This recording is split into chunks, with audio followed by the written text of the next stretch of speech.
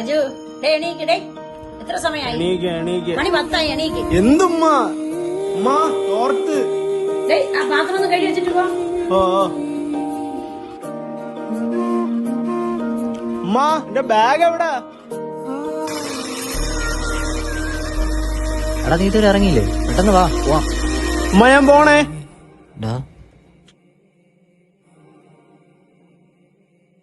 ஒரு முறை என்ன பாரம்மா, கடவுளின் கண்கள் நீ அம்மா, காவலிலும் போல் ஏதம்மா, உன் போல் அம்மா யாரம்மா, உன் விரல்களை பிடித்திடும் போது கிடைக்குதே பிரபஞ்சமே, தாயே உன் மடியில் இருந்தால் போதும் அம்மா.